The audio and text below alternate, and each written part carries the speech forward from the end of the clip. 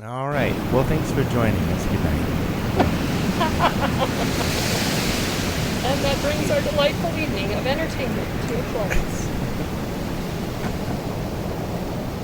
We have a special guest today. Another special guest. We have a very special guest. This one might.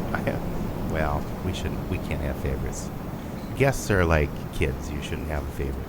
And I don't even know yet. We haven't had her as a guest yet. So, but maybe this will be one of our favorites. We'll see. We'll see if I can live down to your expectations. Yeah, I should have built it up too much. We have a terrible guest on. No. Glenda M. Hi, Glenda. Hey, Phil. Hey, John. Hello. That's where we'll put the crickets. Awkward silence. Yeah, we'll put the one. wind sound on there again. I haven't used that for a while. Blow winds and crack your cheeks. Rage, blow! You're listening to Time to Lean, and here's a song, episode 48, with special guest Glenda M. Singe my white head.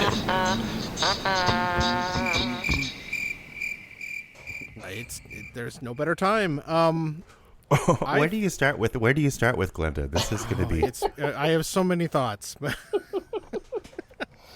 This is it's somewhat like a coup, arranging her as a guest. This is like a. I gather that.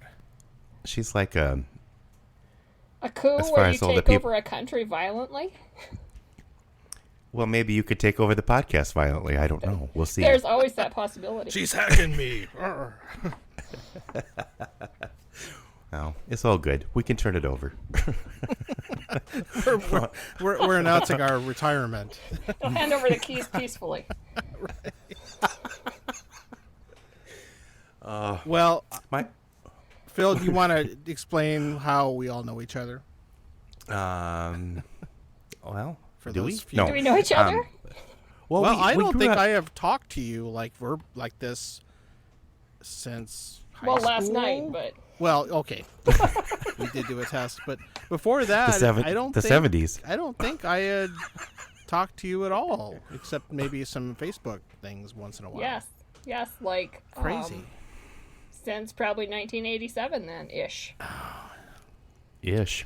Although there was one night in college when Phil and Jeff, and I don't know if you were involved, a bunch of Rapid Cityans called me and gave me a bunch of crap about something. Oh, I might have been there. I was lame enough to have been doing that. Although John was in Wyoming at the time, so maybe not. Or maybe you were visiting. Not my first year, though. Oh, that's true. Yeah, that's true. It might have been 87, 88. Yeah, because, I didn't go to Wyoming until... No. All right.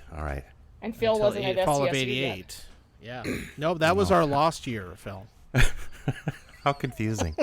Where we mastered like... lots of 8-bit Nintendo games and made some awful songs. But anyway, Glenda is from Rapid City, South Dakota. No, she isn't, actually. No, I'm really from Hermosa, and even from a suburb of Hermosa called Spring Creek or Folsom. And so I grew up about 35 miles outside of Rapid City. And when it came time to go to high school, we found a family through church, and I roomed and boarded in Rapid City to go to high school. Well, I didn't know that. It's funny, Glenda. I was recently, and just make sure we're all clear, it's Glenda with an E, not Glenda like the witch. Well, she is the good witch, though. So Yeah. But we don't want to go crazy. Which are you? No, I was in Hermosa not too long ago, briefly. Why were you in Hermosa? Well, because I was out visiting my family in Rapid City, as I am wont to do, and there is this amazing pizza place in that town. Lintz Brothers Pizza. Pizza. You know about them. Okay. Oh, heck yes. What's it called? Lintz, Lintz, I think. Yes. Lintz. Yeah. Okay. They make amazing pizza. It's by far the best pizza in the area.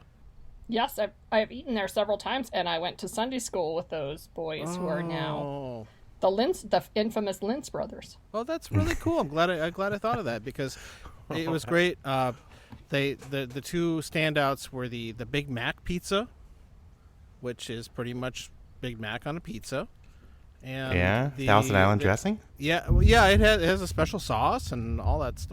Sure. It really tastes like that's it. kind of what it is.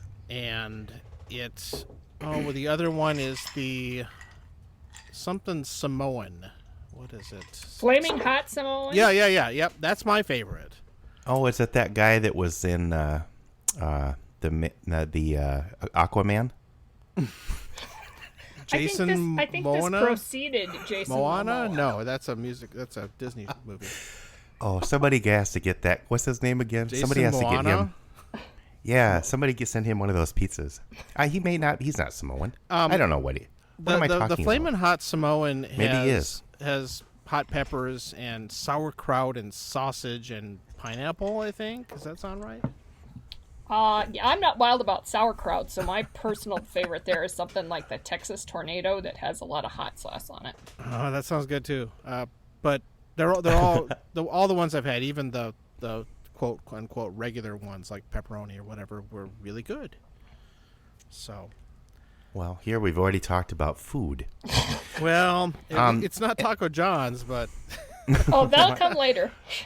don't worry, my pretty. I don't know what to say anymore about. Well, we need Glenda's take on it. Well, why don't you tell us a little bit about yourself? I mean, yes, save us. Out of all the people I know from Rapid City, you have. Well, I was going to start listing things, but no. Why don't you list things? Well, go ahead. Of all the people you know from Rapid City, I'm not the one from Rapid City, really. I know that. But the Rapid City area. Yes. So let's see. Sorry. Grew up on a ranch. Went to a country school. The biggest the school ever was 11 kids. Sometimes my brother was the only boy. Let's see. I learned how to play soccer against girls who wore cowboy boots. I probably have shin scars from that still today. They were the shit kickers, right? Pretty much. Yeah. But then in 9th grade, I roomed and boarded, started rooming and boarding in Rapid City to go to South Junior High, which Phil was also at South Junior High then, but I did not know him there except for, I remember vividly one day we were getting ready for a concert of some sort, and I was not in choir at South Junior High. Yeah. But Phil was. And Mrs. Brandt, was that her name? Yeah, she had I annoyed her sometimes. Gloria Brandt. I can't imagine.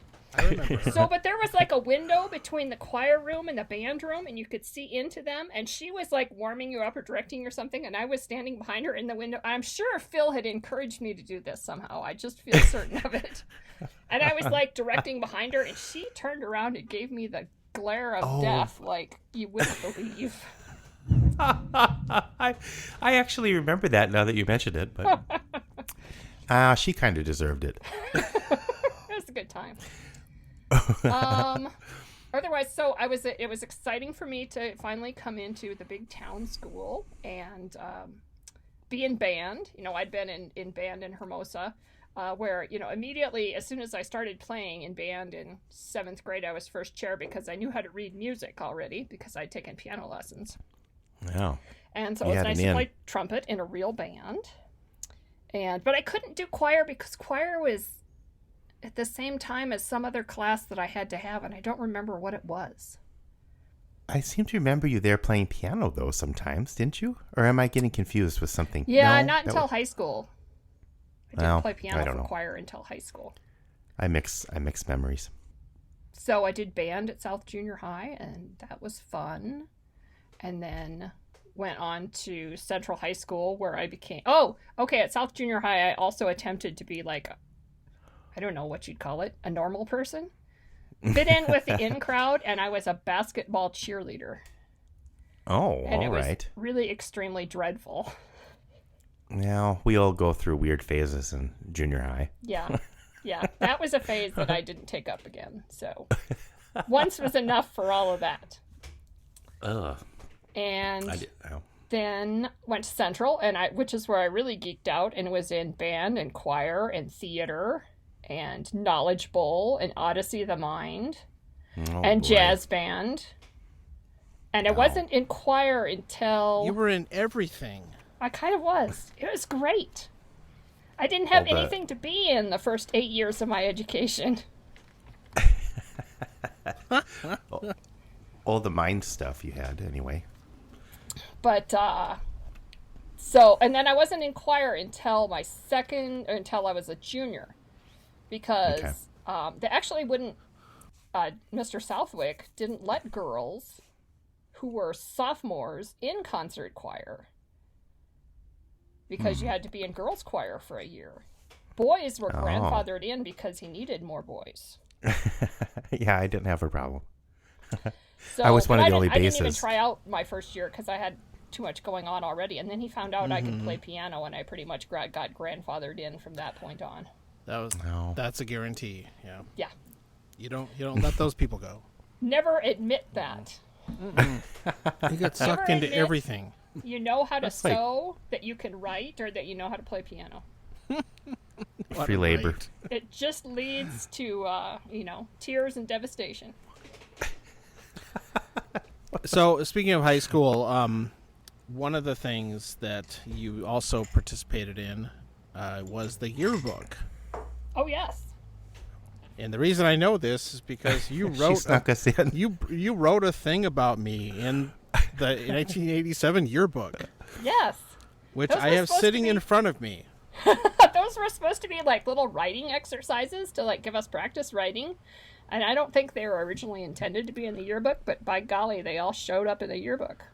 Yeah, it's really something I know I wouldn't else. have gotten in otherwise. Well, what did she say about you, John? Well, it starts out Most likely saying, to succeed. playing his baritone loudly and with much gusto. Oh. That's how it starts, and it just goes downhill from there. It She mostly didn't have a lot to talks work with, John. about my time in the McDonald's band, which we covered in great length when Greg Kratz was on. Yeah. And that kind of Greg thing. K. Whoops. Well, no, I think we actually outed him. No, so. that's right. Okay. I was trying to figure out who that was because I haven't listened to that episode. Oh, yeah. No, I knew he must was- have gone to SDSU, so I was trying to figure out which euphonium playing Greg it was. Exactly, yeah, we were the two. And sat next to each other in Allstate as well that year, so that was exciting. And on the other side, there's you in your Miss Rapid City picture. Oh, good Lord. The yearbook is Yeah. great. It's so much fun. Glenda was Miss Rapid City. What year was that? 1987. Yeah. Our assistant band director, Calvin Hofer, his wife was helping with the Miss Rapid City pageant, and she was at the school, and she's like, well, Glenda, you need some scholarship money to go to school. You should do this pageant. And I was like, oh, okay. Yeah. And then you won. And the rest is history. I was in total shock. I sang Chim Chimney from Mary Poppins. Oh, cool. Of all the non-pageant songs to sing, and I made myself a little chimney sweep outfit and built myself a top hat. And They were in shock apparently. smeared some charcoal on my cheeks, and away I went. That's really cool, actually. It was kind of a hoot, and I've actually stayed involved with the Miss America pageant system since then. Coming back every year it used to be in Hot Springs. It was in Hot Springs until just 2 years ago. To help with the pageant, and I was the stage manager and technical director, and now I do their publicity and PR. Oh, wow, okay. And speaking of which, John, she's helped a little publicity for our she's promoted our podcast better than we do. That wouldn't be hard, page. Phil. Yeah. No, I know. That's not a real challenge. I also love how we gain listeners one guest at a time. Well, eventually we'll probably have all the people we went to high school with, except for the racists, as guests. Well, that does narrow it down quite a bit. Yeah. Then we'll start cold calling people. Well, have you asked You're from Jeff, Rapid City. You want to be on a podcast? You need to have Jeff R. I was most delighted when Oh, yes, I know. Definitely. I went to my 25th class reunion and got to catch up with him a little bit. Oh, I'm glad you went to that. I did not. You'll see in my song I have written to collaborate with Phil that I request a class reunion for the freaks and geeks of high school. See, I would attend that, definitely. because I still know most of them. Yes. Well, and perhaps we could have it in Minneapolis because there seems to be kind of a concentration. It seems like an outbreak. It seems like people we're like that, a bad rash. Yeah. People that were creative. Not everyone. Some people are still there, of course, but they seem to have gone to Minnesota or to Minneapolis or Denver. It seems like, and some went back, and I don't know. There are creative people that never left Rapid. I'm sure. I'm stereotyping, but I'm just saying the ones that I know seem to have ventured at least to one of those. If they didn't go farther away, like my sisters will probably send you nasty messages about that. Well, no, but Megan lived in Minneapolis for a while, so. Okay, speaking of your sisters, I remember going on band trips and your sisters being along, and they were like little. They were. And did we used to, was Elizabeth's, easy for you to say, nickname Waddy or something horrible like that? Waddy. I think you guys called her Waddy. No, Waddy is real. I haven't heard it for a long time though. I'm sure she'll appreciate me bringing it up. You know that really jogs my memory. It's horrible. You see, my brother and I were really mean to our sisters because we didn't want. I'm sure you could have been worse. We didn't want sisters. We wanted Rob especially wanted a little brother. You already had a little brother. Yeah, well, I was just kind of. But it was Rob. Solidarity, but it's just Rob, and we were really, really mean to them. Oh. The nicknames were terrible, and Waddy. Well, I thought Waddy came from somebody not being able to say Elizabeth. Although, I think it actually is, and we just made fun of it. It was. There's some ancient 8mm family movie out there that I'd have to go look up, but I'm pretty sure it's a birthday party and she was a toddler or something like that, and she's trying to talk. Well, and I think that's where that came from. I will do some research before the next episode. Never mind, I got this one. I heard that it was Jennifer, and she came up with the nickname herself. So. I don't know. Maybe we should just cut all this out. See what comes to light because of these podcasts? I have been having the weirdest dreams because I've been thinking about this and I've been listening to you guys, and I had a dream about Rushmore Music Camp the other day. Oh no! And of course they had the horrible outbreak. Right, they've got a camp. bad, not at the music camp, but at Camp Judson. Yeah. Virus thing going on there. Did you ever go to Rushmore Music Camp, John? I did. I was there. I went 1 year in junior high and once in high school. I think I was there. I think I did it twice. I think I was there after like 9th grade and after 8th grade and after 9th grade, maybe. I definitely did it after junior year. That I want to say that. I'd have to look, but yeah. So we could have. We could have been in the there Rushmore Caves? Well, I would have known you. From high school, then. No, that's right. So maybe we didn't overlap in high school. Yep. And we didn't go to the same junior highs, so. So that was the camp at the Rushmore Caves where Glenda was a tour guide, weren't you? At one point? Oh, yes. Beautiful Rushmore Cave, which is now like beautiful Rushmore Cave theme park now. A zip line and a gravity roller coaster thing and I don't know, goat yoga. What else? Goat yoga? Yogurt that's right. Goda. You're not from Colorado. You might not have heard of goat yoga. No, I'm I've blissfully heard of ignorant yoga. about goat yoga. Yeah. I get they do they climb on your back when you're posing. The goats. Yeah, they probably hit the pressure points on your back. Phil, is it also a massage kind of technique as well? Well, there's acupressure. So like goats? I guess you. Or maybe they could, the goats could probably get on the right pressure points for the shiatsu or something. I don't know. You just can't get I'll them ask off. my wife. She's well, you could eat them. That's terrible. No, I don't know. What? So yes, because I remember we got free passes. My dad had the Lazy U Motel, so we'd get free passes to all these different. Black Hills Badlands Lakes Association. Tourist attractions. And the little thing that held all the flyers that you'd have in the lobby. Yep. Yeah. Yep. Well, so the idea was we'd go see these places and we'd, promote them to the tourists that come in. And that we happen to have, I think we had Glenda as a tour guide that day, or maybe I just saw you in the lobby and I was disappointed that you weren't the tour guide, but I don't remember. It was a long time ago. That was a long time ago. But then you went to SDSU and well, no, we can still talk about high school, I guess. But I was thinking the SDSU connection was because you mentioned the pageant, and of course Ray Peterson was, I don't know, is he like the main guy of South Dakota? Or, I don't know if he is anymore. Yes, but he is still the main producer of the Miss South Dakota pageant. Is he still doing that? He's been doing it for like more than 50 years. Oh my God, it's he's pretty still amazing. Going. Okay, and since he came up, I have to make this big connection here. When Ray Peterson came to visit us in Denver, we took him to Casa Bonita.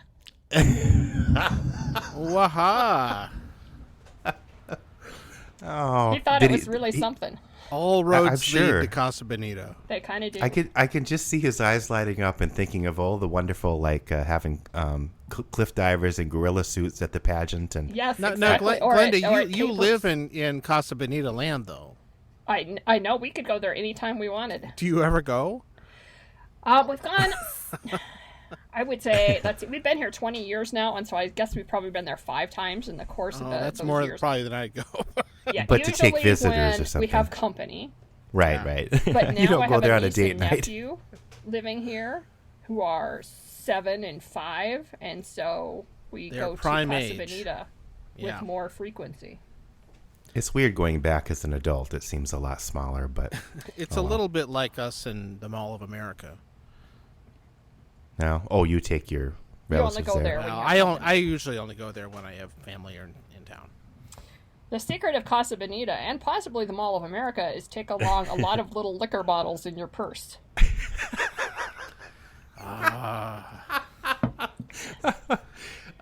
Miniature bottles. A gal after my own heart. Because they don't make the margaritas strong enough, but you can fix them up. Oh Dump- my goodness. Just spike them. Yep. Yeah. Now, I think I would probably have a little flask in my Sporan. No. Speaking I of do- that, what are we all drinking? Oh. Why does maybe Glenda can go first. Okay. What's the protocol there on who starts? All right. I am drinking a I don't know. mule made with 291 Colorado rye whiskey from the 291 distillery in Colorado Springs. It is an award-winning rye whiskey.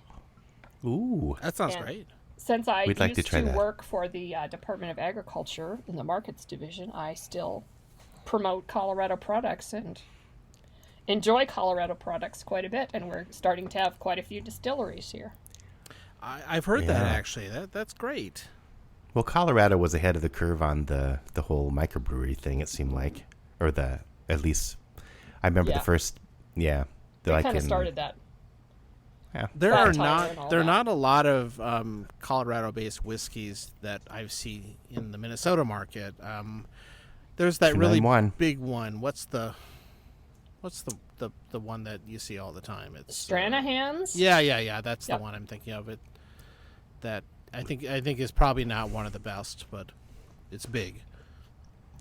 Did you promote some of the other agricultural products that are legal now in Colorado, Glenda? That one. We need Yeah. What are we smoking tonight? That responsibility was in the realm of the Department of Revenue. Oh, I'll yeah, say revenue, definitely. No kidding. Okay. Well, good. Well, that's sounds, great. So you like? I wish we could so try you're it. Drinking a rye. That's great. Yep. I like the rye. It's spicy. Rye is Well, great. me too. We have some too. even good Minnesota ryes. I mean, they're everywhere.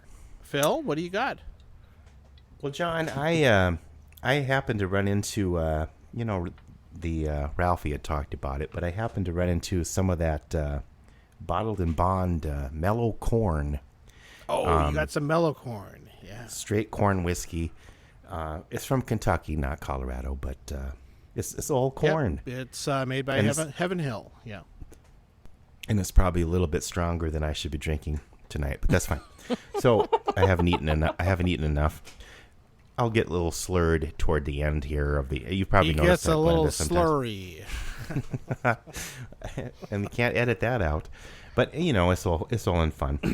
And but this is kind of spicy too. It has a definite spice to it, and I don't understand why that would be, John. I get that it might be sweet because of corn, but why does it have a spice? It reminds me of a rye. But why? Is it just the barrels they put it in, maybe, or something? That could be the oak that you're tasting there. Putting you on the spot. I mean, it should taste more bourbon-like than rye, I would think. But well, right. I found it to be pretty sweet. It'd be interesting to try that alongside the baby blue Texas rye. I'm sorry, corn whiskey that I have. Oh yeah, okay. Well, I'll try to save some. A little bit some. different, but yeah, they're both 100% corn whiskey. I was thinking of making a drink for tonight, but I didn't. But I thought I would call like a cornbread cocktail or something. Put a little melted. There's got to be a corn like cocktail you can make with that stuff. Has molds or not mold. What's the thing that you beat things with? A bludgeon. No, it's like a mortar and pestle. Another person. Yeah, but it's muddler. Oh yeah. Yeah, like when you're making mint juleps and stuff. Yeah. Oh, you're gonna muddle sweet corn in the bottom? Okay, right. Yeah, because some people get the cornbread Phil, with the you sweet take corn. the husks and muddle. I whip it gently with the husk. That's where all the flavor is. I just whip it. It's the essence of husk. Hashtag drinks you never want to have again. Corn husk infused. No, what I was going to do is I was going to put a little tiny bit of melted butter in there. On the outside, yeah. Sorry. And some grubs. No, I was going to put a little bit of butter in there, melted butter, and a little tiny bit of maple syrup. But I didn't have time for that. I don't know, whatever. What were you drinking last night, Glenda? Or ruby red vodka. What is that? Oh. Is that like grapefruit? Yeah, it's from Texas. Deep Eddy. Oh. Is the brand, and they have a bunch of flavored vodkas, which I find highly questionable. But they are. They started out with just plain vodka, and then their second one was the ruby red grapefruit flavored vodka, and it's quite nice. Actually, that does sound good. I happen to like try grapefruit. That. Sure. It's got to be better than peanut butter whiskey. She may not have heard that episode yet. Well, what are you drinking, John? Well, I pulled a fill, and I'm already done with my opening round. I just had some Jim Beam Black, but I've got something on tap a little more appropriate for tonight. So, it's the Ray Peterson cocktail. It's got Mylar in it. No, and Naugahyde. Mylar and glitter and Christmas lights. Crushed Christmas lights. Yes. God, we should almost have Ray as a guest. That would be. I don't know if that's even possible. But he also was a director at SDSU, and is he the guy that talked about naturalism? No, that was Dr. Johnson. That's the only one I know. So. No, Dr. Johnson got mad at that. It's not naturalism. He was upset that there were leaves blowing in the studio theater, and I was like, and I said to just my friend Jesse, I was like, it's naturalism, and my voice carried enough, I guess, that it's not naturalism. Why are there leaves in here? I was like, what are we, are we supposed to sweep? You always get in trouble with teachers, Phil. It's just that and Mr. Randall in government class where you got kicked out for doing the Scottish accent and Gaelic or something. It's not Scottish, it's Celtic. Celtic. I don't know. Okay, here's the question. Were our teachers more annoyed by those of us that were like weird and crazy, or by the people who didn't care and were apathetic? Oh, I bet we were much more annoying. I don't know. I mean, at least sometimes Mr. Randall, they can blow those guys off, Mr. Randall would have. Now, some teachers like Miss Saunders or something. I never had her for an acting class, but I think she probably would have been more annoyed on the other end. But Mr. Randall was definitely fine if people would just sit there and be quiet. See, I didn't act out though like Phil does. I did. Does. Phil, your performance review is very good. No, What? I'm performing. Yeah, all the time. I was very passive aggressive about my acting out in high school. You'd classes. leave like weird notes. No, I would fall asleep or not do the work or silent rebel. Passive. You were passive aggressive. You were just passive. Yeah. I just chose not to do the work. I don't know how I got through high school actually. No. Our education Your grades system. were good enough in band. Well, but Glenda also. I guess I would say it's kind of her fault that I got into theater, really, because, or I shouldn't say fault, but I remember one day she said, "Oh, there's a play you should try out for Romeo and Juliet, and is this part Mercutio and stuff like that." I don't remember the whole. No, the first play was. Oh no, take that's it with right. You. That's right. Because You're I right. said, you're funny, or you try to be funny. It's a comedy you should try out. And I got it in. was when you were doing something in choir that you shouldn't have been. Right. Mr. Southwick was a little bit more tolerant than like Mr. Randall, but I found with teachers that if they gave me an inch, if they wouldn't give me an inch, I would try to take a mile. Like Mr. Randall, he just would not let me make any comments at all. He just so then I just kept pushing it. But like Mr.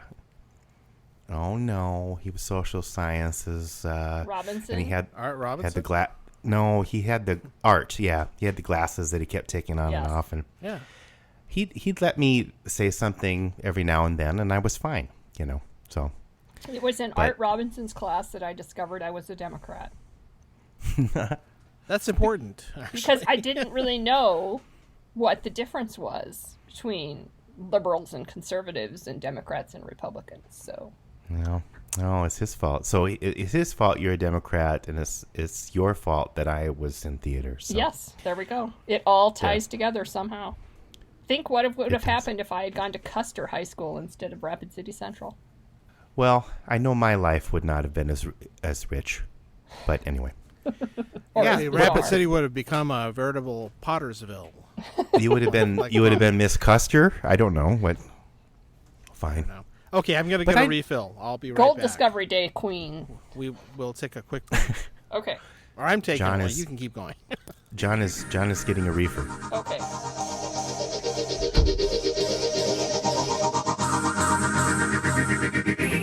Am I the first one back?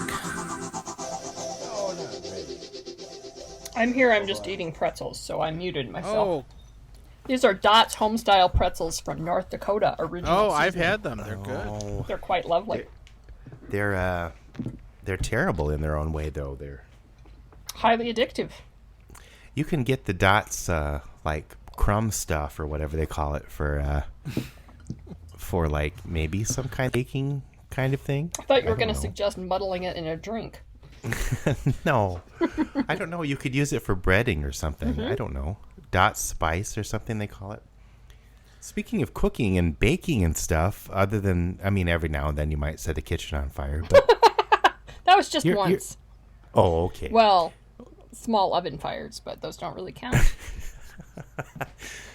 So is that just something that you've been doing all your life or something, cooking and stuff like that? Or do you Setting like to try things new on fire? recipes?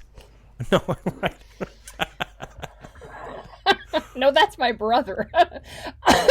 Excuse me. Yeah, well, I grew up in 4-H, when there were cooking competitions and baking competitions, and so I had to learn how to do all that sure. rigmarole, and it's kind of fun, and I like it, and I like cooking, and my husband does not know how to cook, so I'm kind of the cook for the house, and I enjoy stepping outside of my comfort zone and learning new things, and during the quarantine, I made homemade matzo ball soup for the first time with real chicken schmaltz, and that was awesome. That sounds great. And I made homemade brioche, which was even more awesome. Wow. Okay. So my husband actually is going to probably be gone on a trip here for a while, and I have a long list of things I'm going to make while he's gone, because he's not as adventurous of an eater as I am. So he doesn't like the spicy food, I've gathered. Yes. Okay. I like the spicy food, but I also like things like gnocchi and I have. Yeah. Well, what's wrong with gnocchi? I think it's a texture thing. It's like just mushrooms. Starch. Okay. If you there like is a matzo texture ball, you don't like gnocchi? No, he doesn't. He didn't eat the matzo balls either. Oh, okay. Yeah, No, a texture thing I get, because that's why I don't eat mushrooms. mushrooms are delicious. So I'm told. Well, it sounds like Glenda. I mean, when I cook, before I would have to make we'd make the adult meal, and then I'm not saying your husband's a kid. Oh, that's terrible. Yes, but sometimes that happens. We'll edit this out. This is Phil, I have learned from listening to these podcasts that is the biggest lie on the internet right there. Phil saying we'll edit this out. It's our tagline. Yeah. Oh, say before I forget. I made myself in honor of Glenda, a Colorado Bulldog. Oh, very good. Does that have like sheep testicles in it or something, or is that? You're thinking That's of Rocky Mountain Mountain oysters. Oh, sorry. No, this is basically a White Russian with cola. Oh, that's right.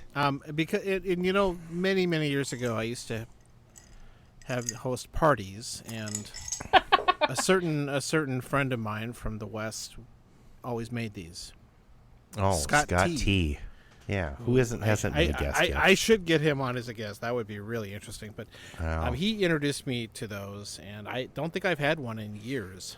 And I just happen to have a little bit of Kahlua left in my cabinet, so thought, shit, it's time. And the thing is, it's really unattractive because the half and half it looks like a really funky root beer float or something. Oh, it's cloudy. That could be kind of alluring. Well, it doesn't have to be unattractive, John. It's to each their own. No, it's just that the cream gets very,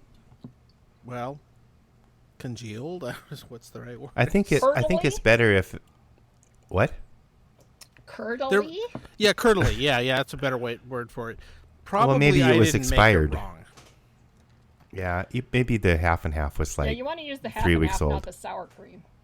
No. Sour cream. Sour cream, White Sour Russians. cream goes in the sweet corn muddled drink. Yeah. It with some sauerkraut. Yes, exactly. Talk about. That's oh, the I'm topper. not going to put a. I did have a pizza with sauerkraut on it once, and it was good. But I like sauerkraut, but whatever. Fine. Okay, I had a list of topics I developed. Okay. Why I am still mad at Taco John's 30 years later. Excellent. There's always time for more Taco John's talk. So. Every now and then, guests come with material, John. Pressure. So Taco John's She's taking this up a notch. used to have cream cheese flautas. Do you remember these? I don't remember. No, I don't. It was a dessert, and I know they had them. I know that, okay, the summer of 1993, I did Prairie Repertory Theater at SDSU. Yeah. And we always had staff meetings on Monday, and we would go through the Taco John's drive-thru and get lunch, and I would get cream cheese flautas. And it was like a tortilla rolled around cream cheese, and it was like a long tube. It wasn't like a cheesecake chimichanga or anything. It was this long tube filled with magical cream cheese, and it would burn the hell out of the top of your mouth.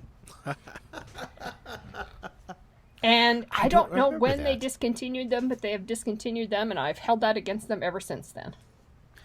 Oh. See, that's your version of the... I'm still bitter about the enchilada going away. Yes. Oh, me As I've too. mentioned before, I've mentioned many times. So we all have our pet foods that they cruelly took from us.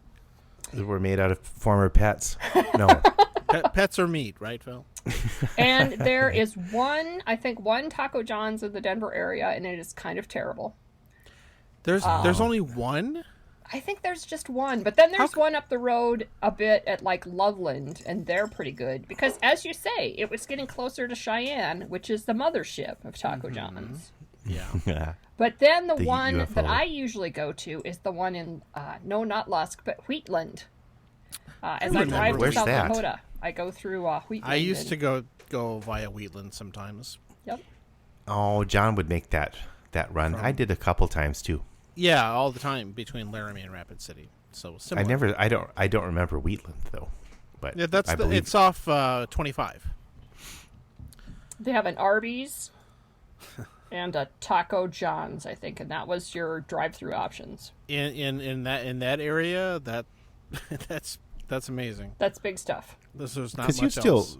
you still go back and forth quite a bit from Denver to Hermosa to visit Yes, your my parents are still there on the ranch out at Spring Creek. My dad is 85 and he still has a herd of cows, and my mom is still there with them, and they're doing okay right now because they were social distancing before social distancing was cool. Exactly. I mean, when the quarantine started and there was the run on everything at the grocery store, my mom had been in to Safeway, and she and I were talking on the phone. She says, "I have more soup here at home than they did at Safeway," and I was like, "Yes, this is true." Now, at least they don't. Yeah, that like my mom the poor thing has to teach violin lessons to kids over Zoom, which my God. sounds horrible. Oh, It's Well, not fun for anybody involved. no. My daughter had been doing that. My daughter Adeline with guitar for a while there, but it was okay because she had quite a few lessons under her belt, and they with the same instructor. So, but your mom generally teaches like beginners and stuff like that, doesn't she? Yeah, she does the little kids. That would be really hard. They're hard enough to keep focused when you're 6 feet away from Right. When you can like reach out and smack them with your bow. them. Yeah, exactly. Not that your mother would ever do that. Oh no, although she could be pretty hard ass on them, I think. So, Got to whip them into shape. yeah. Yeah, I don't think anyone was injured. She tells me she has to often yell at them over the video conference about like, stop spinning around in your chair, or you don't have to take a drink out of that water bottle every 5 seconds. And the problem, of course, is that usually the parents who are normally there in the room with the kid when they come to take their lessons, they will set the kid up with the iPad or whatever they're using and Wander off. Go get a drink. they'll go do something else and expect go get that the some lesson beverages. will continue because, well, I'm home, and of course that doesn't work. The parent It's needs even to hard if the smack parent's kid. there. So nobody is liking this at all, and yeah. So anyone that listens- ranching is a lot more satisfying during a pandemic. Yes, it kind of continues. You still have to take care of the cows. What did you know the McMahons? Yes, that sounds familiar. I think we drove by their place on the way to our place. Well, because that was my ranch experience, was staying overnight at the McMahons in grade school. Pat and Tom and Ed. And they had an uncle that lived in a different house far away from everyone else. And I don't know what the deal was going on there, but that's not my business. But maybe that's just a rancher thing.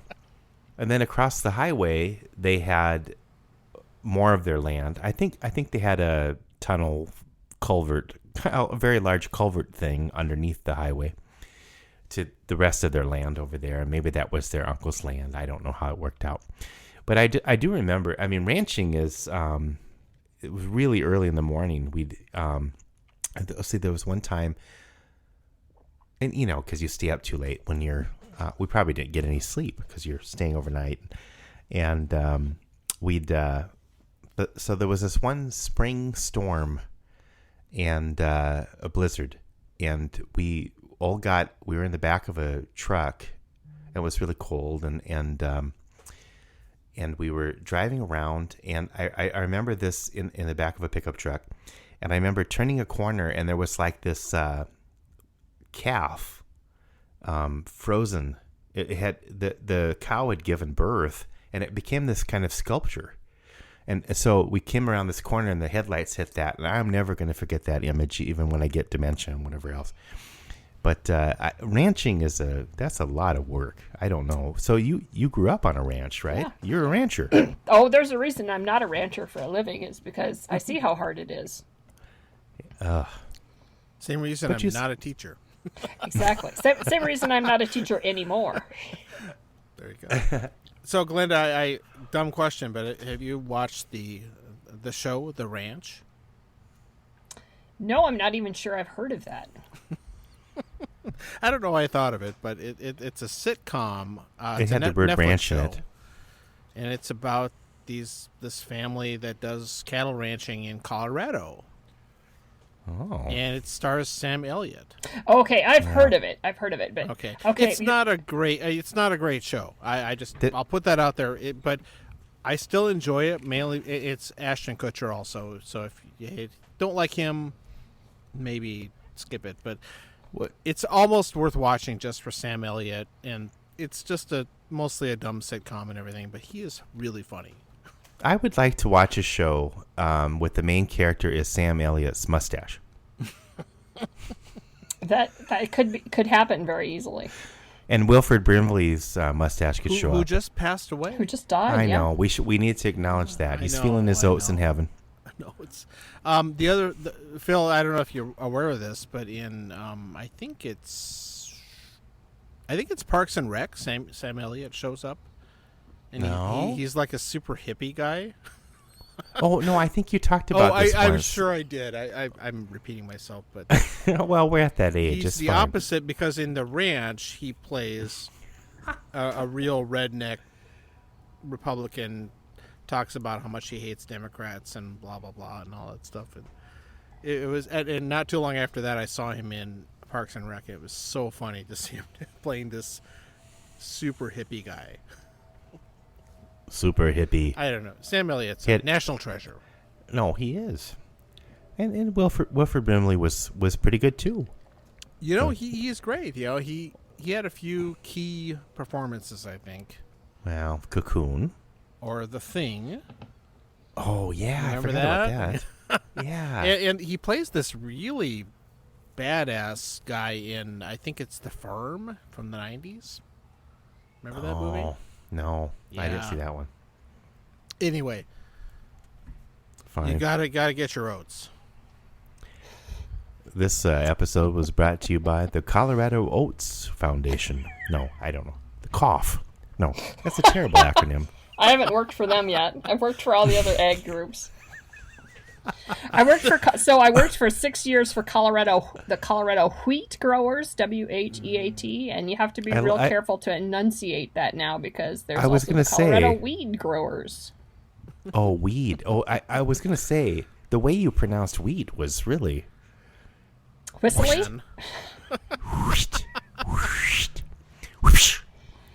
I need to get more ice. I'll be right back. Sorry.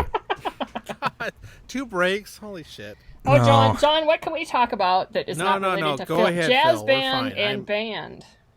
Yeah, go ahead. We'll talk about band. So I'm really sorry that I didn't get to know your dad Talk as a about your person, illicit love affair.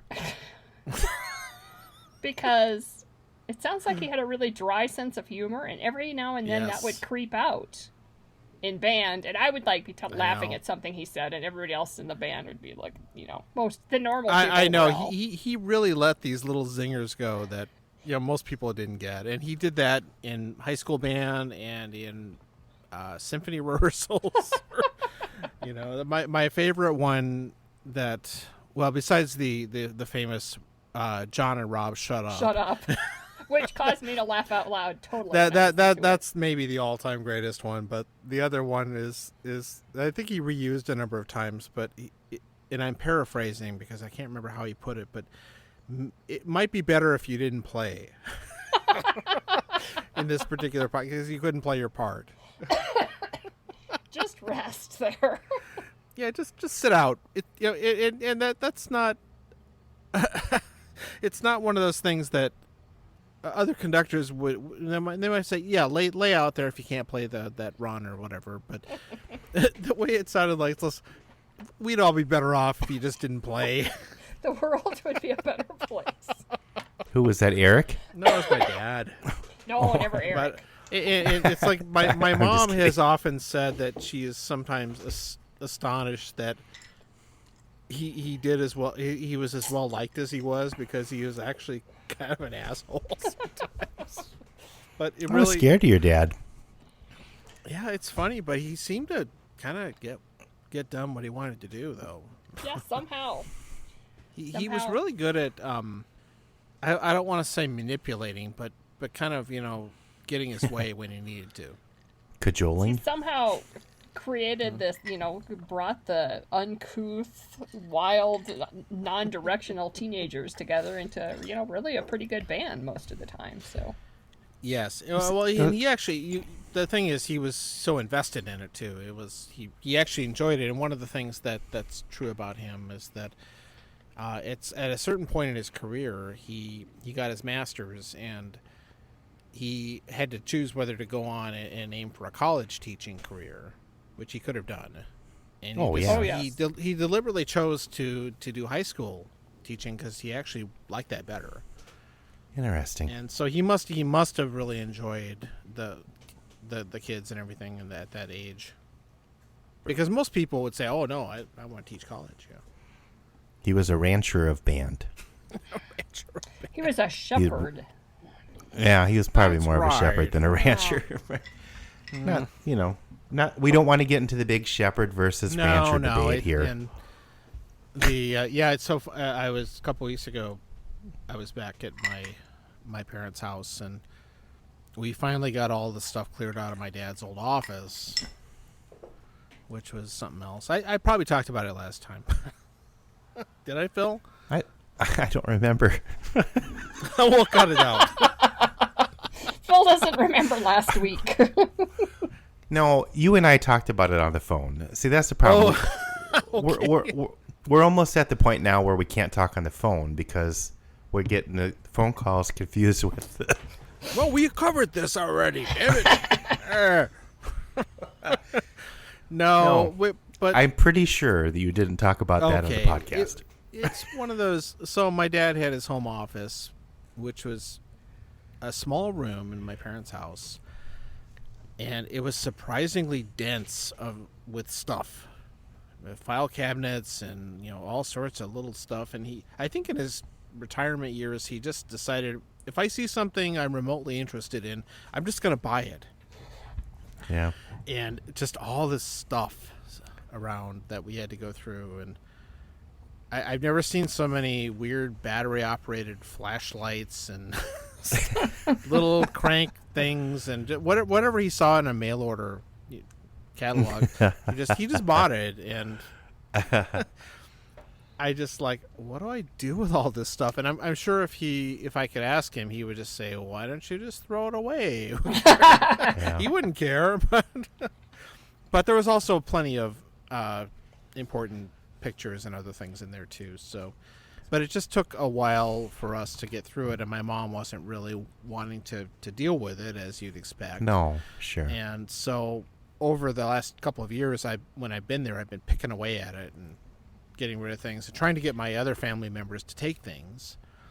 The family archivist. Yeah, or as Bruce called it, the Knowlesium. You just have to load up a box and drop it off at their house. That's the most effective. Well, and that's we did some of that this last time. I would just put stuff in my mom's van and drive it over to one of my siblings' houses. Like, here you go. This is your pile. Here, you figure it out. Rob escaped because he's on the East Coast. Rob is the worst. Okay, and not just for that reason, but Rob has literally bins of his own belongings, not just stuff that belonged to my dad that I want him to have, but things he left there. Yeah. That are out there, and I went through. So okay, sorry, Rob. You can address this when you're on the show next. So I was looking for. This is a really long story, but it's so worth it. So I had this idea that I was going to look for this long-lost John Philip Sousa Band Award that I won in 1987. Yeah. Glenda, you're familiar with this, right? Yes, I remember this. Okay, if it wasn't Was it Jeff in getting the awards, it was you getting the awards. Exactly. John was not Miss Rapid City. He I was Mr. vying for it, though. Euphonium, though. Mr. Euphonium, though. Yeah, that was my title. But I have this memory of winning the award, and my mom confirmed that. But for some reason, I don't know where the plaque is. Do you have troubles with plaque? Try new nanobites. Nanobites are little tiny robots, nanobots that you swish around in your mouth when you gargle, and they clean out all the plaque in between your teeth and on your teeth and behind your teeth, and maybe even on your friend's teeth if you give them a little smooch. So anyway, what we're trying to say is put this nanobites, and it's great. And I strongly endorse nanobites. It saved my life and my friends' lives. I just can't stress enough how important this is. I want you all to get nanobites. It's really weird. I really wanted to find this thing, and I know it's got to be in that house somewhere. And my wife also won it at her high school. Oh, cool. So we thought it would be fun to put them both up. Yeah. It's Cool. dorky, but hey, whatever. It's good. Put him next to a clock. We have some clocks. Yeah. We're old enough we can revel in our dorkiness. I know. Because people, well, what is that? I'd love to see that. And strangely enough, she can't find hers either, and it's in her mom's house somewhere. So. I think this is a Well, Twilight Zone are thing. you sure you got a plaque, or did your name just go on a little thing? that Well, went I on the thought plaque I got in a the band plaque. room? I know. Well, Bruce claims it's still on the band room plaque, but I thought I got some kind of an award too. Oh, you think you would get at least some sort of medallion or a Tiara? ribbon? You got some kind of tiara or a walk plaque. So anyway, I'm looking for this thing all over the place, and I went under the house, which is this famous thing we talked about crawl before, space. the crawl space, and I struck out there, and I went into this little outbuilding that's there, where there's a lot of shit stored, and I find stacks of like Rubbermaid containers, and I thought, I bet it's in one of those. And I go through them, and they're all filled. Well, okay, half of them were Christmas decorations, whatever, but the other half were all Rob's things that from his high school and college years. And I'm going through it. Here's his Cub Scout uniform, or here's his tons of books and all this stuff. And I apologize in advance, but the next bin I went into, there was a jock strap. It's important to save those. Yeah, and it's like, why is My this first here? jock strap. And I later learned that it was bought for him when he in his brief time playing baseball. No, and that got saved. My mom saved And for the some weirdest reason, things. that's in a bin with the rest of his stuff, but no Sousa Award plaque. No. Now, Glenda, I saw you posted on Facebook. You've been going through some of your parents' things as well, I think, aren't you? Yes. You're finding some interesting stuff. Oh my gosh. They have an attic over the garage. I mean, and this is a ranch. The family's been there since the 30s. So my grandparents were there, and all of my 11 aunts and uncles grew up there. And there's an accumulation of stuff that's just incredible. And they didn't have Rubbermaid bins. Exactly. They had, cardboard boxes which deteriorate, fall apart 50 years get later. chewed on by mice. So, I brought home a bunch of puzzles. I brought home a bunch of magazines some from the 50s, some from the 60s, some from the early 70s. So those are kind of amusing to look like. And we've been doing all the puzzles. I love this. You posted pictures afterwards. Yes, They're most usually of them missing a couple pieces. Maybe some have extras. Yes. There's there are 4 mystery puzzle pieces that are kind of psychedelic looking that go to something, who knows what. And they That was were a all in 70s separate puzzle. puzzles, which is what kind of concerns me. But yeah, the vintage ones from like the 50s all have one piece missing, but the one of Bighorn Sheep that we put together the other day is all there, so that's very exciting. Ooh, a complete. That's really cool. Those are some cool puzzles. They made puzzles differently in the old days. They did. So the other thing that apparently my mom discovered just after I left, actually, in one of the file cabinets, which was full of stuff, but there is apparently a copyright registration to a song under my dad's name, and I had never heard of this before, so I'm. It's not Sugar Blues. That was a cover. No, he definitely did not write Sugar Blues. I really enjoyed that recording, though. Isn't that fun? That's awesome. Yeah. Sugar Blues. It could be the theme for the Atkins diet. Ooh, I got the sugar blues. Carb blues. Or keto or whatever the heck it is these kids are doing these days. Yeah, it's all TikTok. Are you saying your remember dad the old copied? days that they used to carb load? Yes. That was a thing. Yes. Oh, things change. But supposedly, I got to figure out. It's a mystery. I don't know. I got to get her to send me info on that. But He wrote a song? apparently, he wrote a song or has one copyrighted under his name. Huh. It's It weird. probably was stolen by Steve Allen. It was the Macarena. John, you could be the heir to the Macarena fortune. and one of your siblings could represent you in court. There you go.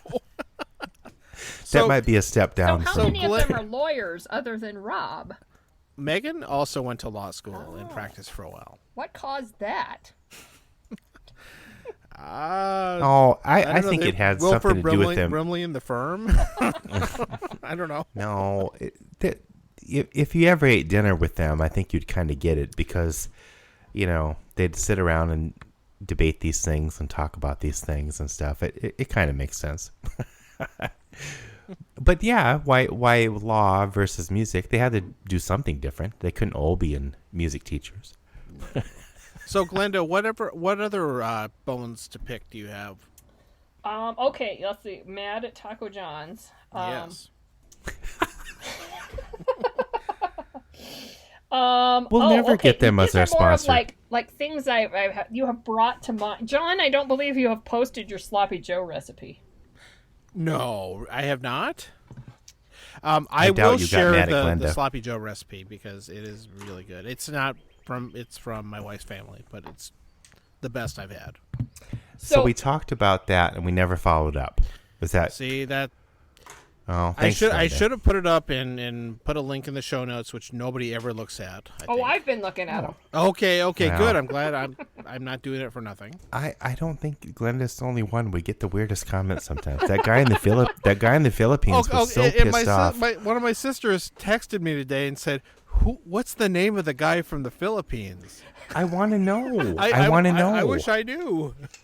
And I think it's a guy, but maybe it isn't. I don't Let's know. see, We haven't had any downloads from the Philippines for a while, so maybe they were killed or something. I don't know, but we don't know. that took a dark Maybe turn. they've been censored. You're censored in the Philippines now. Well, their internet was shut off, so they can't listen to our show anymore. They're so upset. Aw. Okay, I will make sure you get the Sloppy Joe recipe. Because Glenda loves recipes. See, she posts And some of the. this one's like a copy of an old index card kind of thing. So, Those are the best kind. yep. Glenda posts that kind it's of also stuff. called barbecue. I should put a layer. Oh, yes. Yes. They can also be called Oh. barbecues. Well, Sloppy Joe's, Yep. steam Loose meat. burgers. Steam burgers were a thing. In the Yeah. Hermosa Spring Creek area, it was a steam burger. Oh, they were in Rapid City too. The school district lunch See, people called them that too. When I was in South Dakota Proud, we'd go to these different little towns in South Dakota, and they'd have different versions of that, like a tavern. Yeah, or they'd taverns. Call it, Taverns Taverns more were the East East River. River. Yep, exactly. Yeah, I learned all kinds of things over Taverns and red beer. there. Yeah. Oh my God! Or I got olives into an and- argument olives with and- somebody here in the mountains of Colorado about what a red beer was. What did they think it was? Well, like a beer that was red. And I'm like, no, it has tomato juice in it. Yeah, it was like at least half tomato juice. Or if you're getting really off base, you can do clamato. Yeah. No. The chelada. Yeah. That's kind of the bad substitute. But it's really just tomato juice and cheap beer. Yes. Well, or olives in beer. But we only had like 3 beers, so you had to do something with it. People experimented. Right. I mean, the beer that we had when I was younger, it didn't have much flavor, so you want to put something else in it. There's probably Exactly. maybe 4 or 5 beers, 3 vodkas, 2 scotches. It's like not the good old days. There were no alcohol supermarkets like we have now. No, we have it really well. Prairie really Market. Prairie Market. Prairie Market is closed. Did you know that, Phil? Oh, they didn't have a big liquor store wing either. No. Oh, because in Brookings owned the liquor store. They had one liquor store. City-owned liquor store. Oh, those are the worst. Yeah, I lived in Utah for a while. Tell me about it. Okay, but speaking of alcohol, I have a good topic. Yes. I have a good topic. What is the most embarrassing thing in your liquor cabinet? Oh, good question. Embarrassing or most disgusting? Now hold on. That cut out a little bit on me, and I'm sorry. For some reason, Skype was being problematic. I didn't hear what you said. What was the most embarrassing time or I had? disgusting thing in your liquor cabinet? Oh, wow! She's asking us questions, John. This is. I wasn't prepared. Well, because okay. sometimes you have parties and people bring things over, and like you still have that in your liquor cabinet 20 years later, and like, oh my god, why do I have this Fireball? See, yeah, and actually, somebody gave me a small bottle of Fireball for Christmas as kind of a gag gift, and I pawned it off on somebody. Give it to some college. I had a bad experience with that. I did give it to somebody. I couldn't even. I had the first and last time I had Fireball was at a booyah. The next door neighbors had a booyah, and I had too much of that. I'll never have it again. But I'm trying to think what the most embarrassing thing or disgusting thing. I have a bottle of horseradish vodka that I don't, but which I like. But I don't quite know what to do with it. So Bloody some Marys. people would, right? That would be perfect for that. I need some clamato. No, but I don't really like tomato juice, so I don't like Bloody Marys. But I like horseradish. Well, come on over and we can do horseradish vodka shots. You can marinate something with it, I bet. Yeah. Okay. Well, put it in your we'll kids' sloppy joes. It's not disgusting. What? What? So I have grape flavored vodka. Oh my which god! I cannot recommend. Oh, it sounds horrible. Grape. We were making. A friend of mine was down visiting from South Dakota, and we were making purple themed drinks for the Colorado Rockies. We were watching the baseball game, and oh yeah, you're into sports. Yeah, well, it's kind of through self-defense.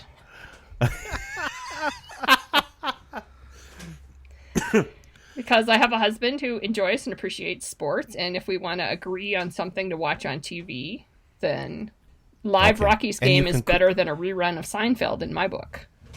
And you can cook something for us. Right. So there you go. Right. You can have a baseball themed. You can have hot dogs for dinner that night. You can have some Cracker Jack. Purple. So, and maybe a purple themed vodka drink. But yes, it involved. I believe it involved the grape vodka and blue curacao. Oh God. Yeah. It's kind of sweet. Is the grape vodka vodka actually got coloring in it too? I don't think so. I think it is just clear. Thank God. Okay. Strange. It should have coloring. It should be purple. It'd be like grape ape. There you go. I was gonna say you could make a drink called the Grape Ape. I'm sure there is. Well, there probably is. I'm not going to Google it. Don't Google that. You'll be sorry. I think the most embarrassing thing I probably have is the peanut butter. Screwball. Now, see, you could mix that with the something chocolate. A chocolate liqueur. I mixed it with, You'll hear later. I did mix it with Chambord and made a PBJ, basically. Oh, okay. That was okay. It was still way too sweet. And then I also mixed a little bit of it with some Texas rye that I've got that has this weird cocoa aftertaste to it. Oh. And that actually sort of worked. It was a peanut butter cup. Exactly. Had this weird kind of dark chocolatey note to it. And so do you. I often do.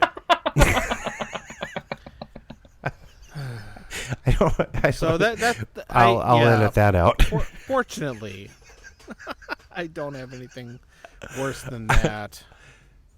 Grape vodka. Although I do have some non-alcoholic Heineken in my fridge. Right now, that's embarrassing. a family member left here. What's their last initial? Which I will not be drinking. No, non-alcoholic Heineken. Oh my God, that's like the worst of both worlds. Well, then it's sitting next to a can of Bud Zero. Oh dear. Which I didn't know existed until recently. I was like, what the fuck is this? Okay, I love the name. It has no alcohol and no sugar. Like, what? Is it just carbonated yellow water? I'm having an existential crisis just thinking about it. I don't know what this is. Well, Budweiser isn't much. How do they make it taste like beer? And why would you drink it? It's just food coloring. It's Bud Zero. Bud. Everything's got to be zero. Ugh. It's the worst. I'd have to go lick. I'd have I to go lick found my the liquor barbecue. cabinet. I found the sloppy Joe recipe. Yeah. Okay, fine. Well, John, you're multitasking. We're supposed to be concentrating on the know. show. We have an important guest here. I'm getting old. Think about the quality of your interviews here. Come on. Okay, and John. Okay, pay attention, John, because I need some advice. Okay, I'm ready. Oh boy. I would love to play again, and you seem like you gig around quite a bit. You know what I would really love to play in is a polka band. Oh wow. Remember that's when not very we used good to for have the bass lines. Oktoberfest? Polka is a good thing to be in. Not for a bass. Not so much in Colorado, though. I mean, I have all kinds of friends in Iowa that they're polka stuff all the time. Yeah, Minnesota, of course, is huge. Yeah. I have a drummer friend that gets or at least he was, getting lots of polka gigs, and they do these weird festivals, and they play these things called polka masses. Oh, yeah. Which I'd never heard of before. It's like, what the hell is a polka mass? They hand out the grape vodka. And my mother-in-law plays in a polka band and does this thing in South Dakota called Czech Daze. Oh, yes. See, I'm 50% Czech, so... So you've heard of this. Yes. That check is bounced. And in her Gregory, South Dakota polka band plays that every year. So should I fire up the trumpet again or fire up the piano again? Ooh. Which choice? Which one is Which is the best to get a gig? I guess would be piano. The trumpet would be more. No? Do polka bands have... usually it's accordion. Can you play the accordion? Well, actually, I have an accordion. Well, you might do better on the accordion. You could do both. You could be a one-woman band. The trumpet and the accordion. And they have like a little snare drum. And cymbals between my knees. Oh, I would pay to see that. Dyke and Mary Poppins. Yeah, precisely. It's all come back. But you to could that. do Shim Shimmery. Exactly. As a polka. Oh, I'd pay to see Anything can be made into a polka, Phil. So are there any kind of polka? Because the bass lines on polka, John, would be even worse than doing a bass line for one of my songs. Tubas are better for that. Right.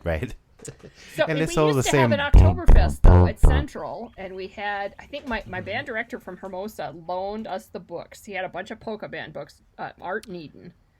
And we would just put together. I remember hearing about Art Needon. Yeah, my dad knew him. Slap together a little polka band and play for this. And I'm sure. Oh, you had to be in it, John. No. I remember playing it. I think I borrowed my dad's tuba. Okay. And kind of faked my way through it. And I'm pretty sure I played piano for it. Okay. So. But as far as a gig, don't you think a keyboard would be I don't know. No. I think one of the polka bands that my friend plays in, the main lead guy does kind of keyboard combination, accordion, and whatever else, and all that. So yeah, keyboard thing might work. Because that's probably what I could pick up again, the easiest. A keyboard setting for 30 years, so. Yeah, I would think so. It would all come back to you. I was thinking about that the other day, practicing my fingerings. If we ever get to play in bands again in public. Yeah, exactly. Or choirs. Exactly. I was just thinking of getting back into choir. It's like, okay. Were you? This is the worst time to get into choir. Well, okay, I've been thinking about it for the past. Okay, what's worse during the pandemic? Choir or ballroom dance bands? Tie. Yeah, they're both the last. Which sucks. Like the symphony I play in isn't even coming back until January at the earliest. Yeah. So that John's sucks. been doing all kinds of gigs, but Glenda, that's cool that you're thinking of getting back into that kind of thing. Well, when we moved around a lot after we just got married. My husband was in TV, so we lived in South Dakota for a couple of years, and then we moved to Michigan. Mm-hmm. And when I was in Michigan, I was in Sweet Adelines. Sweet Adelines. Right. The female version of the barbershop chorus. Right. Clayton Southwick. Clayton S. talked me into being in the too late in the barbershop. He's been doxxed a couple of times on this one already. One summer. That was fun though. Yeah, Sweet Adelines. I think the men managed to have more fun with it than the women. The women still managed to be competitive within a large group trying to be dedicated to making music. Well, from my experience I think there was a little more drinking going on. I don't know for sure, but maybe that was just the bass section. But usually it's the tenors, from what I've seen. The Irish tenors. They're kind of ringleaders. That was also my experience on the one polka band thing I ever played on too recently. Everybody had lots of beer. Like people in the band would have 6-packs sitting next to the stand. I don't think you can play polka without having a couple of beverages. No. And, my friend Kerry, the drummer Phil you met, and who does a lot of that. He is a kind of a secret weapon because he's a really good drummer. He can also sing, and he also knows all the polka in German. Ooh, oh my God. He can do all the songs in German even. So he's just unbeatable.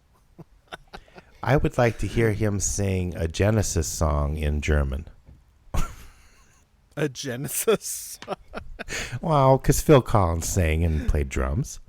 No, he does that all the time. And he also liked Taco John's. Yeah, Phil Collins. Even though they don't have enchiladas or cream cheese flautas. Wow. Oh, but I was on a kick this spring where I was deep frying things. Yeah. Is that where the kitchen fire started? Or no. I'm better at deep frying things now. I don't leave the fryer alone. It gets lonely. It catches on fire. It's acting out. But I did not fire. get to making cream cheese flautas, and that strikes me as something I should. I don't know if I should deep fry things while Ken is gone, but that might be on the list. Okay. Well, you could have a neighbor on standby. I used to have a neighbor who was a fireman, so that was handy, but... Glenda and the fireman? Sorry. I was thinking of her cooking, but yeah, sure. Cut this part out. Jane, stop this thing. Okay, so another recipe I'm trying to figure out. Go for it. And Phil, you might be able to weigh in on this more than John, because John, you went to Dakota Junior High School, and they probably had fancier food. Oh, what a lame. I know. So we had something in the cafeteria. Do you remember this? Called Mexican Zombies. Oh, see, we already mentioned this on a podcast. Did you? I haven't gotten. Did I? Because we had them too. Was Bruce? I don't remember this. Was that the Bruce episode? One of these episodes I mentioned the Mexican zombie, which was like a Mexican calzone. Yes. And I totally remember them. I still don't know why they're called zombies. We are sorely lacking in information on the internet on Mexican zombies. Some other school districts apparently made them as cheese zombies, and they just had cheese inside of them, which is what's the point of that? Or maybe in Nebraska they called them Mexican runzas. Yes, they are somewhat related to runzas. Yeah. Runzas? That sounds like what you might get after you eat them. No, I get it. I don't. With a zombie. I don't remember that, and B, I don't remember talking about it. No. They definitely had them. You do that, and they had this huge container of taco sauce that you could just douse it in. Yes, I probably did not do the taco sauce. I was not a feisty span yet. Was that grade school you're talking about? No, junior high. This is junior high, and maybe high school even. I was excited to come into town school and have a cafeteria because I had to take my lunch to the country school every day. So it was like total luxury to have a cafeteria. Oh, I have a nostalgic kind of thing for some of the meals, like tater tot casserole or whatever they called it. They might have called it tater tot zombies. I don't know. Well, and they used to make, I think, all of their breads, like the buns for the ham sandwiches, which the ham was kind of questionable, but the buns were homemade, right? And they were amazing. Ham. Like government cheese, right? It was some sort of pressed ham product. There's a burger place here in the Twin Cities that one of the options is actually called government cheese. Oh yeah, familiar with that. Yep. No, that made the best grilled cheese, and I probably talked about that before too. Government cheese. I did write a song about that back in the old days. Government cheese. Yeah, it was kind of a riff on. Give pizza a chance. It was kind of one of those kind of songs. Give pizza a chance? Give cheese a chance? No, it was like, I sold my soul for government cheese, and it was a sing-along. So, but anyway. Okay, I drank this stupid bulldog, now I have to pee. I'll be right back. I have to pee too. God damn it. John and I, our bladders are... It kind of comes along with our age. I need more drink, so hang on. We'll all have a little break. I'm going to go pee in a creek. They're more satisfying in a creek. Not for the people downstream. In case you're wondering, John and Phil are not peeing right now. They peed earlier. And they're not in the same place. Just thought that should be clarified. John, I'm hitting this mellow gold a little too hard. We're gonna wrap this up. Corn? Yeah. Yeah, we might need to wrap this up pretty soon. Yeah, that's okay. Are you outside tonight? I am. The weather is so nice. I've heard tweeting of birds. I wish I was outside instead of my studio. It's really hot. Glenda at some point went to SDSU, and you were in theater before I got there, but then you focused on music, yes. I think, didn't you? I was a theater major my first year and then switched over to music. Well, sometime when we're alone in a smoky bar, we'll talk about that. Oh. Well, John could be there too. Confessions of a music major. This has gotten me very curious because she says smoky. Oh, that's right. That was metaphorically speaking. Yeah. Oh, back then there was smoke. Well, if you come here to the right places, there are smoky bars too. Oh, right. Yeah, it's a different kind though. Different product. So what did you major in? I don't even know. I can't. So I switched over to music education, and often that would take 5 years to complete. And so my excuse was I'd switched over to it. So I went to college for undergrad for 6 years because it was fun. I didn't really want to go to the real world. So college for 6 years, it was awesome. Terrible. I enjoyed the heck out of it. What is your new job? Before you were with corn and now you're with potatoes? No, it's No, Phil, you're with corn. I've been with them all. I've had way too much corn tonight. So I started in my agriculture association career, I started out with the National Honey Board. Oh. And then I went to the Colorado Wheat Growers Association. Yeah, Wheat. okay, wheat.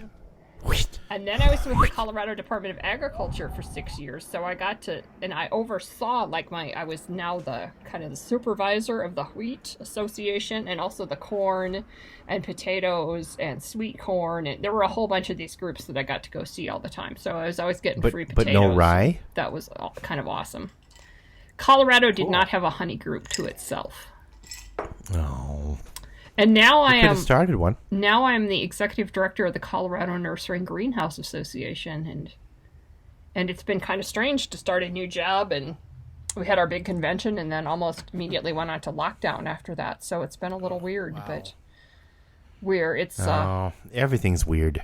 It's creating some new opportunities for from doing some learning online. Our members like to advance their educations and get certifications, and we're trying to move that online, so I think it will be, in the long run, an opportunity for a good change.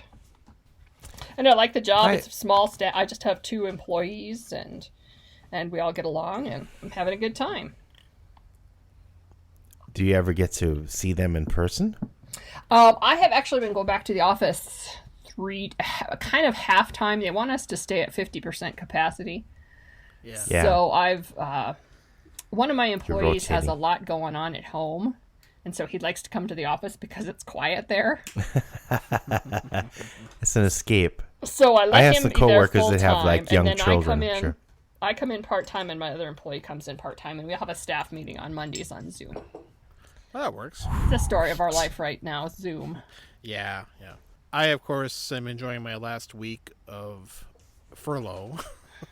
Oh. Which I've been on furlough since the beginning of May, and I'm going back next week. Ouch. Looking forward to it, actually, though.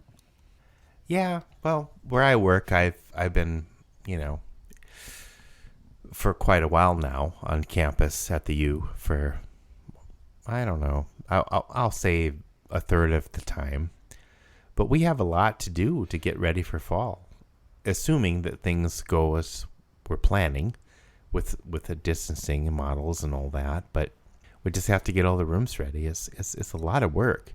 But one of my concerns is that after we've spent all these hours prepping the rooms, somebody's just going to say, "No, it's all online." So, no, that's it. You just don't know. Yeah. There's a lot of like preparing and thwarting going on right now. You get ready and you get all excited for something, and bam, it's canceled the day before. The situation is fluid. It is. Did you have some other grievances you wanted to air? Airing of grievances. Well, I don't think that you have to really discuss the Happy Joe's birthday Sunday enough. Oh yes, because that was why you went to Happy Joe's. It had this big ass sundae with like little sugar wafers on it and candles, sparklers. I don't know. It's something. It was pretty. The first time I had it, I mean, I'm like this, this little kid out of the country, and to me, it was like 3 feet tall and had Roman candles on top of it, and it became quite a tradition then for us to meet up with the cousins and you go to Happy Joe's on your birthday, and now it's a casino. Yeah, a very sad one. I was more of a Shakey's guy, but I do remember that now that you mention it, I'm remembering the Happy Joe Sundae. The Sundae was a thing. So did people just all eat it together? It was like a family style Sundae. I think actually it wasn't really that big. It just looked big to a little kid. It probably did. So like it wasn't that one over in St. Paul, Phil, that we've been to, where like you go and they give you so much ice cream that. Like the one that would normally be a huge, large one, you would order the child size, and it would have like 10 scoops of ice cream on it. My brother Blake and I went to Bridgman's once, and we got that. Oh shoot! The narrator will have to help here, but we had a. Isn't it fun getting old? He usually doesn't help. Hey, I'm glad we have a narrator. I'm not.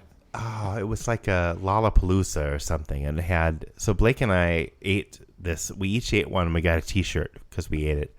And shortly after that, I became lactose intolerant. So I don't know if it was a connected or, but it was like 12 scoops or so. It was crazy. And Blake was a huge ice cream eater, and maybe still is. I don't know, but he has a big beard, but I don't know. But anyway, so we ate this thing. We're just looking at each other. It's like it wasn't a competition, but we're just like, we got to do this. We got to get this T-shirt. Yeah. And we got a little medal too. I might still have that in one of my plastic bins. Phil will have that, it's but the same place as John's plaque. Look for it there, right? The Lollapalooza medallion. Or at the other place is called the Lumberjack. So where was that, John? I'm trying to remember it's called now. Nelson's. It's over on Snelling in St. Paul. Yeah, all right. They serve ridiculous. Oh, I got to go there again. Yeah, you got to go there. Ridiculous ice cream portions. That's the title of this episode. It could be. Maybe not. Maybe. John picks those. Sure, blame John. It comes to me. And now we don't have to. It is kind of neat now in a way that it's just the title. We don't have the numbers. What episode is this, by the way? 48? 48. Wow, my God. Wow, you're getting up there. How do we do that? Of course, some of the ones I listen to are in the hundreds, so I guess. I know, but they have a production staff. No, they record every week. I don't know how they. Well, it's because they get paid. Sure. They have Taco John's. They have Taco John's. Not a sponsor. No. And I wouldn't sponsor us either. Well, Screwball liked one of our tweets. Oh. Yeah. But they didn't listen to the episode because we weren't very complimentary. Well, there's no such thing as bad publicity, right? Sure. Just tell us that. I think we're going to have Glenda on again, I'm sure. But what did you have any other questions, or what were your things? Grievances? No, the airing of grievances? You've been going through our old episodes. Topics. Let's see. What Usually, else? we only do. We will edit some of this out. Yeah, right. No, we do. What else here? And I was listening to the Rob one on the way home, and my iPhone decided it was too offensive or something and shut off. Well, that Rob is pretty offensive. It had real the Rob difficulties episode. with the first Rob episode. We got to go to Cuba. That's right. That was exciting. Oh, that's what I want to talk about. Okay, John, you haven't... not in the episodes I have listened to. Sorry, Phil, this is a band thing. The trip to Mexico. Oh. We have not talked about the 1986 Mexico trip. That was a formative part of my teenagedom. This is going to be a two-parter. Eric S. also would be interested in that because he was there. Yes. I remember seeing pictures of Mr. Knudsen. That was the thing that always comes to mind when I think of that Mexico trip is intense sunburn. Yes. Yes. From South that Dakotans. day we went to that island resort place and all rode motor scooters around all day. Yeah, I did not ride a motor scooter, but I did get a bunch of us did that. And that was the only time I believe I have ever parasailed. Oh. And I'm sure I signed John, a nasty waiver. You Yes. parasailed, John? I did. Oh my God. I was crazy enough to do it then. Oh, it was peer pressure. Yeah, you were like, Mr. Knudsen's doing it. I'm going to. Mr. Bob Knudsen was parasailing. He was a classic. Did he? Oh my God, Mr. that guy. Knudsen. Anyway, that's a whole other episode. One of the things I remember about that trip is that we all had matching bright yellow wall drug T-shirts with a huge rattlesnake on them. Oh, yeah. It was Do Not Tread on Wall Drug. Kind of like that, yes. We probably wore them that first day when we all got on buses and we stopped at Guernsey, Wyoming for boxed lunches. And we looked at the wagon trails. The ruts. Yes. As my dad called them. We're stopping at ruts, I think is what he would say. It's an educational experience. He was obviously very impressed. But Wait, hold on. I'm sorry. You stopped in Wyoming on the way to Mexico? No, we had to fly out of Denver. Oh, okay. So in previous trips... They would charter a plane out of Rapid City and fly out of there, but for that trip we had to fly out of Denver. And so we had to get on buses, which I think they still kind of do that, actually. This is epic. It was an epic trip. Yeah. Well, we were supposed to go to Mexico City, but they had a big earthquake. Mm-hmm. And so there were meetings and concerned parents and things, and we had to change our location to the Yucatan Peninsula, which was actually probably better. No, that was great. We got to see all the ruins, and we got to go to the beaches, and you can still climb up the pyramids. That's where you want to go. You're not allowed to do that anymore, and we climbed all over those pyramids. I know. I remember that. I've seen the pictures. I've got pictures of us all sitting on those things. Bob Knudsen is sitting on top of a pyramid in a Wall Drug shirt, for all I know. Exactly. Where the Mayans used to rip the heart out of sacrificial victims. Right. We're just sitting there taking pictures like, blah, blah, blah. It was probably good we didn't really know about that, or we would have done some reenacting. Yeah, and I think we all wore these red polo shirts. Yep. Blood red. And it was band and orchestra. Yes, it was. That's too bad. Pictures from both. Bruce was on that one, and the next trip, which was the one to the Soviet Union, was better because they did blue shirts. Well, that's a Stevens color. You can't do that. I know, but for some reason we all had blue shirts on that one. Well, and I remember that band trip because that must have been after our sophomore year, because Rob and Mandy were along on that. Yeah. And I don't remember if they were just in orchestra, if Rob played in band too, but they were like incoming sophomores, and that was kind of questionable. Yeah, that was summer of '86, I think.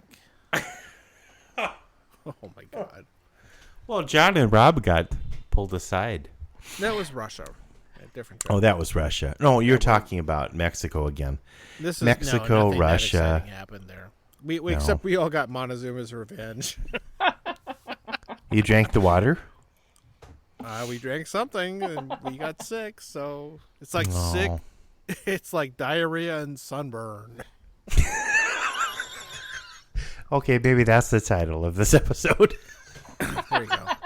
Oh, yeah. Let's write a song about that, Glenda. No. You got to work that in somewhere. Okay, so I wanted to say Thanks for mentioning that, though. Why we were friends in high school. Why were we? Why we were friends. Is this a question? Because this was, it was this kind of strange grouping of people. Well, but I wanted to hang out with people who had read Hitchhiker's Guide to the Galaxy. Yeah, the nerds. Were you one of the people that would hang out in the band room in between classes? And I usually had, I think I had almost a full schedule all the time because I was a Glenda was way too busy for that shit. Yeah. Okay. Can you imagine Glenda being she didn't even have time to get to her locker. Yeah, I guess because we were in so many. Didn't know if I was activities. playing piano or trumpet or singing or what I was doing. Yeah, and you did so many of the band things. I'm sure you were doing pep band and there was marching band and all that stuff. And Odyssey of the Mind. Was that what was that guy that did that? Was that the guy that always wore a lab coat, Mr. Loomer? Oh yeah, Mr. Loomer. Mr. Loomer is in the song I wrote. See, that's another reason we need to talk to Jeff R. Okay, because remember when it was time to vote for a homecoming queen, we were all like, I don't give up who the homecoming queen is, and we'd write in Mr. Loomer. I would never write him in for that. No, Mr. Loomer was he would always wear a show lab up. coat in a high school. Yes. And every time the press would show up, the Rapid City Journal or whatever, he was always right there, or KOTA or whatever. And Mr. Loomer was being interviewed once again to talk about PDA in the schools. What? Teachers in Space. He was was South Dakota's finalist for the shuttle. Yeah. That makes sense, but I remember him talking about PDA in the hallways, and I was like, Mr. Loomer is not an expert on PDA. Mr. Loomer is probably not an expert. You know who Mr. Loomer looked like, or who I picture, is Salman Rushdie. Looks like Mr. Loomer. Well, if Salman Rushdie's wearing a lab coat, they look the same to me. They have this, the same kind of balding with facial hair and all that. I don't know, glasses. He's kind of an Amish evil scientist. Yeah. So we were talking in his class. I think he taught all of the biology classes. Okay, I did not have Mr. Loomer for actually any classes. So we weren't in advanced biology. His student teacher, Mrs. Pence, was the Odyssey of the Mind advisor. But then there was also Knowledge Bowl, which was like a Quivia Triz Bowl with Josh S. and Jeff was on the trivia quiz bowl with us, and Brian M. Jeff. And boy, we had a riot doing that. That was a good time. Ross H. from band, drummer in band. I remember Ross H. Ross was the expert on, he had written a paper, when you had to write a research paper your junior year, he had written a paper on Watergate. So he was the Watergate guy. Were there a lot of questions about Watergate? There were! In those days, I bet there were. Yeah. We all had our kind it of wasn't little that areas, long ago, Phil. our areas of expertise, and I kind of was like literature and music and theater and weird stuff, and he was Ross Watergate. H was Watergate. Yeah. Political conspiracies for 10, Alex.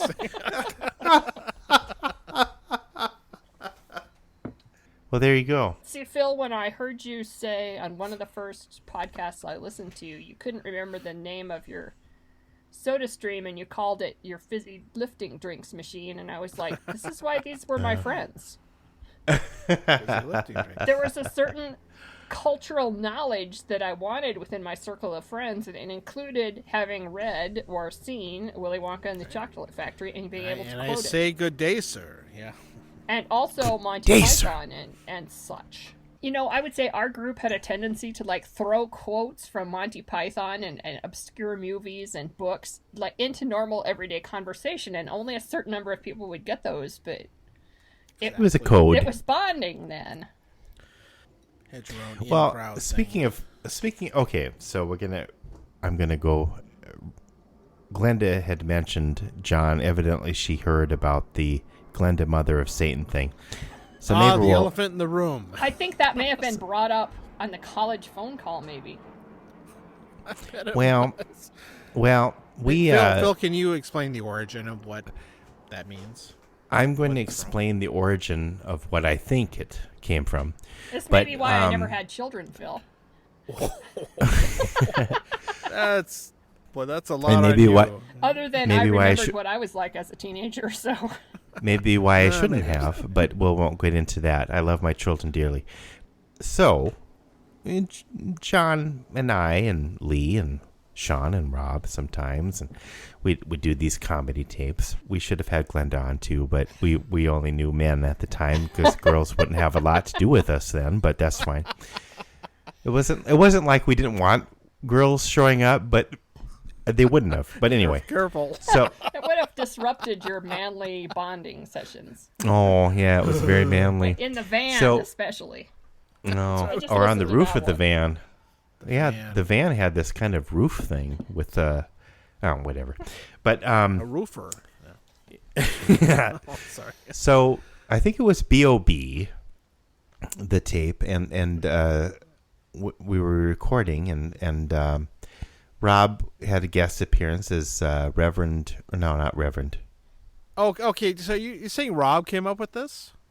Well, because he played this priest, Rory J. McGrory. Rory J. McGrory, which is so. It in my memory. Just a Rob God, thing it's he came amazing up with. you can remember this stuff. And that was his name. So in my memory, it was an ad lib where, because we all love Glenda for various reasons, but in my memory that we had a script kind of, but Rob ad libbed when the demonic toupee showed up at the end in the climax. Rob said, "Glenda, Mother of Satan, is the $75 kind. $75 kind." So that's kind of where that came from, I think. But John, maybe you have a different. Maybe you have a different memory. Remember. I blocked it out. I'm just really interested in the demonic toupee. Well, Because I've known some guys someday- who wear those. No. The plot was that this TV personality wore a toupee that was possessed by Ted. Satan or a demon. That would explain a lot. That talked to him and told him to do things. That would explain a lot. So We were kind of- so they get the what we call the network priest to exercise it, and that's We were that's kind of- where Rob came up. I don't know why he said Glenda mother. I'm pretty sure that was an ad lib because I don't think that. But why we would he? didn't? Why, yeah, I don't know. I just got. We didn't write everything down, but I do did kind of remember. harass There that was some that flock of context for that sophomores. we're missing some No. context. No, Glenda was an icon in our minds because, fine, but whatever. We'll confront my brother on that one. Well, Glenda, thank you. Oh, Thank you this very is kind of much. riot. I miss you guys. I miss talking about this kind of stuff. So Yeah, As well. yeah, exactly. Ditto. and now next And- time we could talk about things that have happened. Post like 1995. Yeah, John Yeah, helps. but I like listening to them because it's like sitting around in the band room and we're wasting time, and occasionally your dad looks out and glares at us and Yep, because why are we there? right, why aren't we doing? You could be practicing, Glenda. You could go practice that trumpet and you'd be first chair. They don't let kids do that kind of shit today. The loitering does not happen. Loitering is not allowed. They better be off looking productive at least. Exactly. Time to loiter. That's Time to that's it. loiter. All right. Good night. Well, I'm going to okay. go. Okay. I've had too much mellow corn. Thanks, Glenda. We'll Right, talk soon. Talk to you later. Good night, Good Phil. night, Phil. Good night. Good night. I can't sit up. Here's the song! When you called your soda stream a fizzy lifting drinks machine, I knew you hadn't changed. We were the band, choir, orchestra, theater geeks, and the jocks and the preppies thought we were freaks, and the teachers and administrators rolled their eyes. We were the nerds of the school and all that implies. Lobster! We didn't wear cool clothes and we didn't go to dances. We didn't cruise a thunder any circumstances. We only went to games when we had to play in band, and our crazy made-up songs sometimes got out of hand. Mexican zombies, cafeteria cuisine. Vote for Mr. Loomer for homecoming queen. Can we have a reunion for the weirds and the geeks? Jazz band and knowledge bowl and drama freaks. True, I taco dreams. We are fatter and grayer and drink wine and whiskey now. We still eat Taco Johns and all will avow that the Taco Bravo is a gourmet masterpiece. And we have so much nostalgia for Shakey's bunch of grease. We had our noses in books and liked to read for fun. More likely to play video games and go on a run. Star Trek and Star Wars and Monty Python. The Hobbit and Lord of the Rings, bring it all on. Now we act our ages at this part of the time.